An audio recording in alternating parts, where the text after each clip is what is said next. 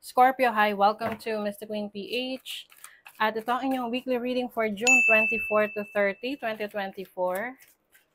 So if you are interested in private readings, meron tayong link sa description at sa pinned comment. Pakicheck nyo na lang. So let's see, Scorpio. Weekly energies for you. Weekly ganap. Anong ganap? June 24 to 30.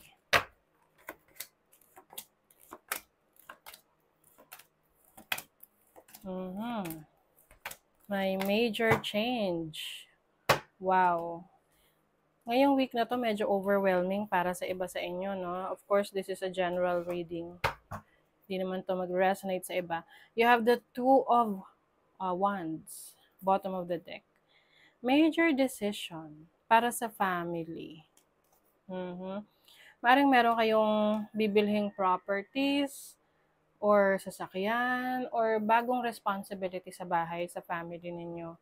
So, pinag-iisipan nyo kung kaya nyong i-handle. Some of you may mga plans kayo of paglipat ng bahay or migration, pagtatrabaho sa ibang bansa. And I think, no, kung talagang pagbubutihin ninyo, like, sama-sama kayo, you are united as a family, ma-achieve nyo to agad, napakabilis. Mabilis nyo ma-achieve yan. So, your overall energy for this week, someone is overthinking, someone is worrying, a lot of things na iniisip. Yung iba, baka overwhelming yung mga ideas ninyo, marami kayong gustong gawin, pero nasa isip nyo lang. So, it's time to organize your thoughts. Okay? Yung mga unnecessary, yung mga bagay na, lalo na yung mga pag-aalala ninyo, no? Na baka ganito mangyari, baka ganyan. So, mag-focus ka doon sa goal na gusto mong mangyari. Yung resulta na gusto mo. Kasi doon ka may inspire. Okay? You have the Eight of Pentacles as your challenge. I feel like hindi ka makapag-focus ngayon, makapag-concentrate sa mga plano mo, lalo na sa trabaho. So, it's time for you to manage mo yung mga priorities mo.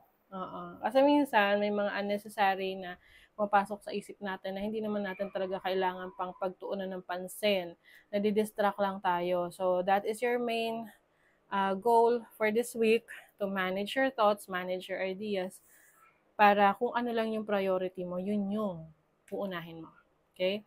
So, your opportunity is the Hermit. Meron kang opportunity ng katahimikan, no? To be with yourself, to reassess your situation.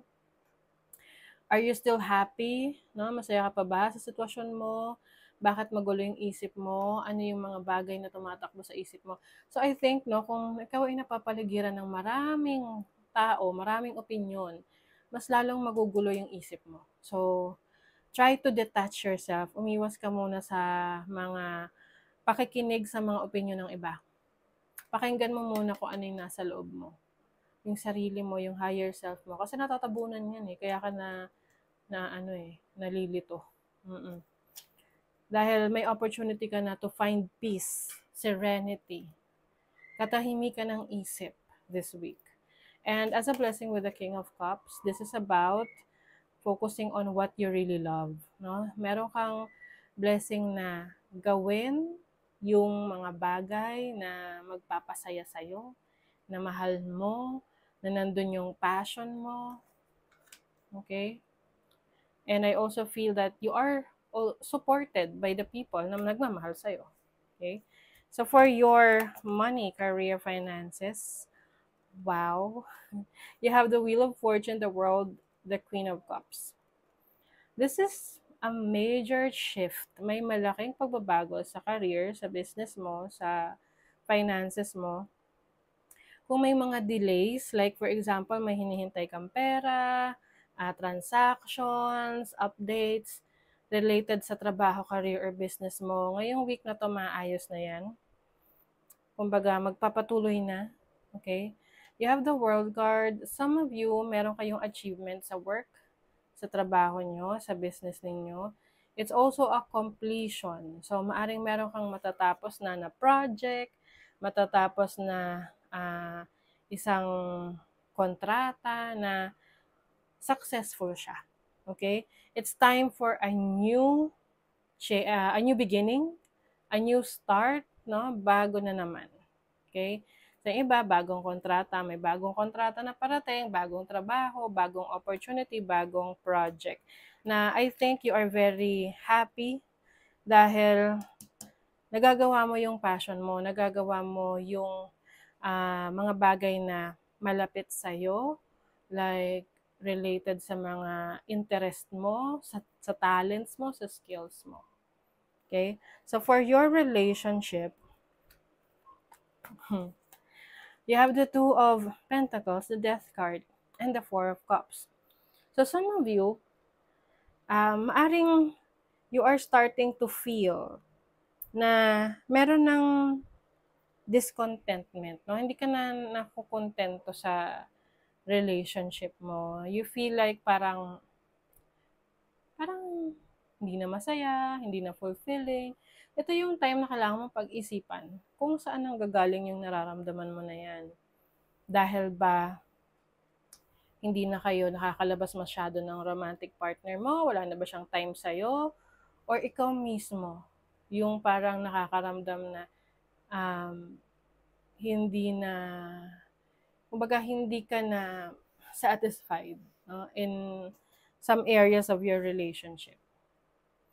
Kasi some of you are going to make a decision, practical decisions about your connection with someone. Halimbawa, yung person mo, tamad.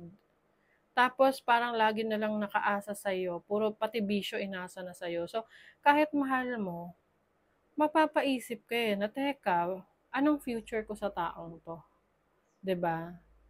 Yung parang okay lang sana kung nakikitaan mo ng motivation, ng effort, pero parang kung gano'n, nakaasa na lang sa'yo, mapapaisip ka.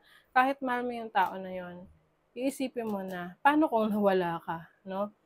Paano na siya kung lagi lang siya nakaasa sa'yo?